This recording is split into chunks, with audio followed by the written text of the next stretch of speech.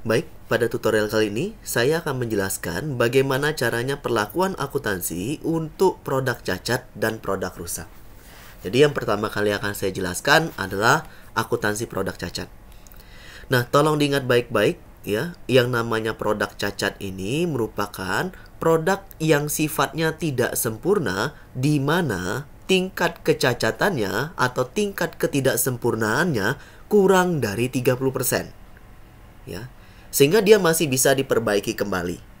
Ya, jadi kalau misalkan tingkat kecacatannya atau ketidaksempurnaannya kurang dari 30%, maka itu kita kategorikan sebagai barang cacat. Dan itu boleh kita perbaiki kembali, bisa kita perbaiki kembali. Maka dikenallah konsep yang namanya barang rekondisi. Ya.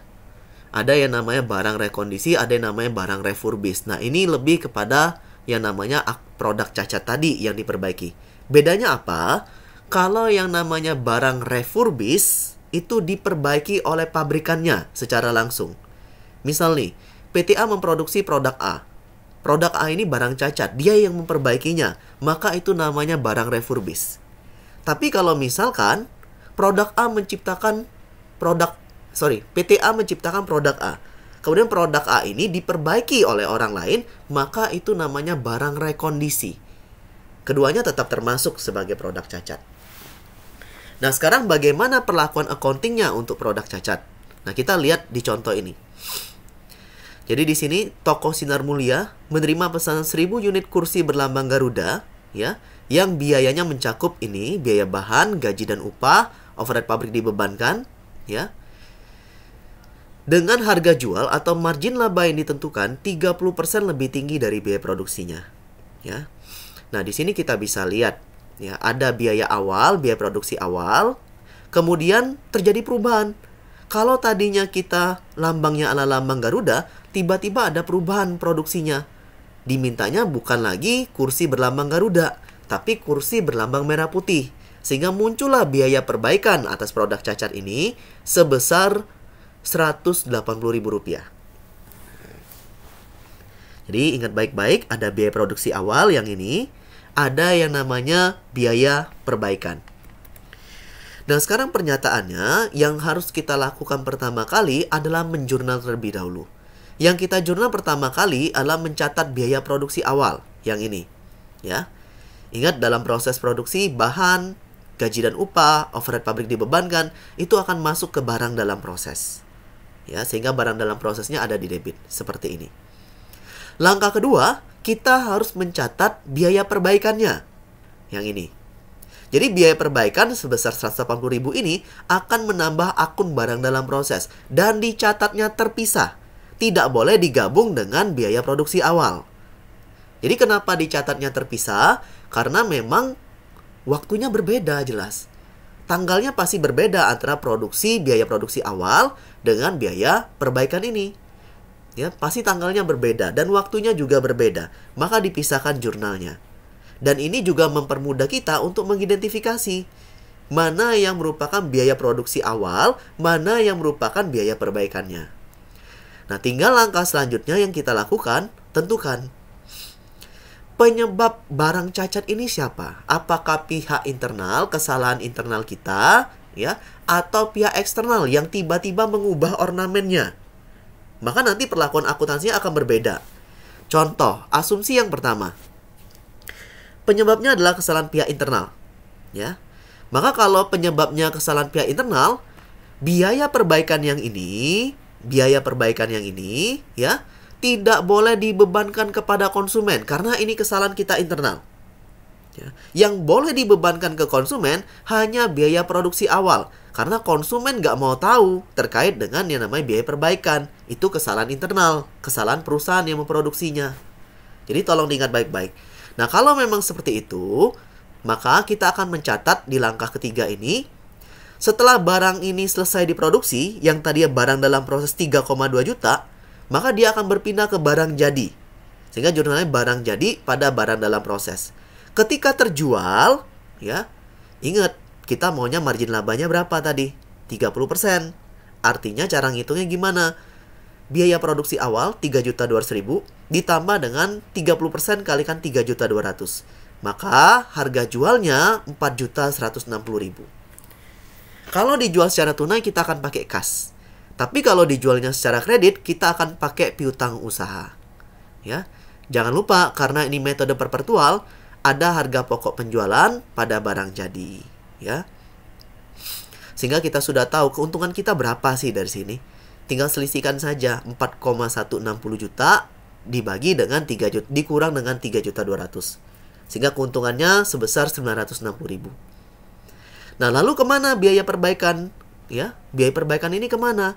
Karena kerusakannya disebabkan oleh pihak internal, kesalahan produksinya disebabkan oleh pihak internal, maka biaya ini akan dibebankan ke biaya kualitas. Ya, jadi jurnalnya biaya kualitas pada barang dalam proses. Nah, ini asumsi yang pertama. Sekarang asumsi yang kedua, penyebabnya adalah perubahan pesanan dari konsumen.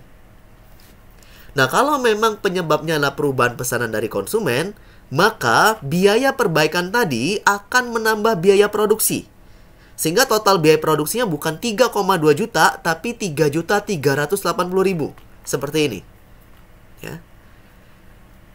Jadi biaya perbaikan akan menambah biaya produksi karena ini dibebankan pada konsumen. Ini karena kesalahan dari konsumen yang mengubah, ya, mengubah pesanan secara sepihak atau secara tiba-tiba. Maka jurnalnya seperti ini. Nah, ketika dia terjual, diambil konsumen, maka jurnalnya kalau tunai pakai kas, kalau kredit pakai piutang usaha. Ya, dengan cara apa? Dapatnya dari mana angka ini? 3.380.000, ya, modal tadi. Ya, biaya produksi awal ditambah biaya perbaikan, ditambah margin labanya seperti ini. Maka dapatlah 4.394.000. HPP-nya tetap sama seperti barang jadi yang selesaikan, sebesar 3.380.000. Nah, ini prinsip dari pelakuan akuntansi atas produk cacat. Yang berikutnya adalah produk rusak. Produk rusak ini berbeda dengan produk cacat. Produk rusak ini nggak bisa diperbaiki lagi. Ya, jadi tingkat kerusakannya atau tingkat kegagalannya atas produk ini sudah lebih dari 70%. Sehingga kalaupun kita mau memperbaiki, waktu dan biayanya hampir sama dengan ketika kita memproduksi produk yang baru. Maka lebih baik yang nggak usah diperbaiki. Kenapa? Kalaupun ini diperbaiki, nggak akan sempurna. Lebih baik kita produksi yang baru. Toh waktu dan biayanya juga kurang lebih sama. Ya. Tetapi di sini yang kita perhatikan kepuasan konsumen. Jadi kita perhatikan kepuasan konsumen. Maka produk rusak, ya, yang tingkat kerusakannya sudah lebih dari 70%, itu nggak boleh diperbaiki lagi. Hanya boleh dijual sebagai barang, ya, barang bekas, ya, dan sebagainya. Nah, kita lihat di sini.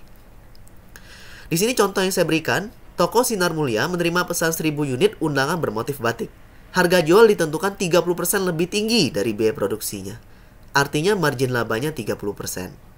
Nah, di sini ada data-datanya, ya. Namun ketika 100 unit undangan selesai diproduksi, terjadi perubahan motif dari yang tadinya batik menjadi abstrak. Hal ini menyebabkan 100 unit undangan yang diproduksi tidak lagi bisa dipakai dan hanya dapat dijual sebagai barang bekas dengan harga 100.000. Sementara perusahaan menambah produksi lagi sebanyak 100 unit.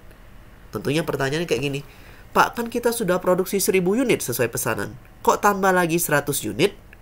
Karena tadi kan ada barang rusak sebanyak 100. Sehingga 1000 unit yang sudah kita produksi di sini dengan biaya produksinya sebesar 3.200.000 total yang ini, ya, ternyata 100-nya rusak. Sehingga total yang diproduksi hanya 900 unit.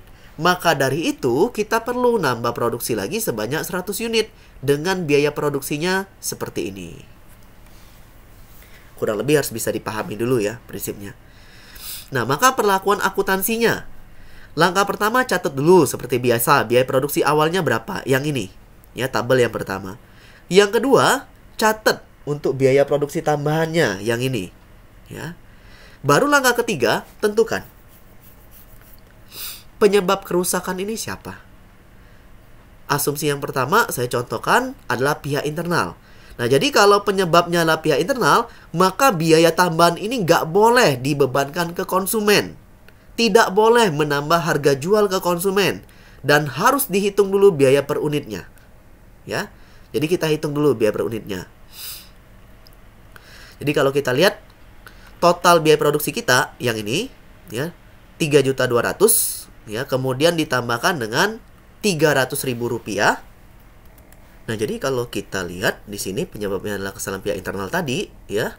Pertama kita cari dulu biaya per unitnya. Biaya per unitnya berapa ya? Jadi kita totalkan dulu jumlah biaya produksi awal ditambah dengan biaya tambahan. Saya ulangin kembali ya. Kita dapatlah sebesar 3.500.000. 3.500.000 ini dibagikan dengan jumlah unitnya. Baik unit awal yang 1.000 unit ataupun unit yang baru diproduksi 100 unit. Sehingga kita dapatkan ya biaya per unitnya adalah 3.181,818. Ya. Nah, di sini yang rusak ada berapa unit? Yang rusak kan ada 100 unit. Ya, jadi kalau yang rusak itu ada 100 unit, kita hitung saja seperti ini misalkan 3.181,818 dikalikan dengan 100 ya. Nah, ini hasilnya 318.000. Ini akan masuk ke dalam biaya overhead pabrik sesungguhnya setelah dikurangi dengan harga jual produk rusak. Harga jual produk rusak berapa? 100.000 yang ini. Sehingga biaya overhead pabrik sesungguhnya itu cuman 318.181 dikurangi dengan harga jual produk rusak sebagai barang bekas. Nah, maka inilah biayanya. Sehingga barang jadinya ya tetap sama 3,2 juta. Paham dulu ya sampai sini ya. Jadi ini 3,2 juta biaya produksi yang 1.000 unit yang ini. Nah, nanti barang dalam prosesnya sebesar ini. Nah, ketika dia terjual ya, kita akan kalikan.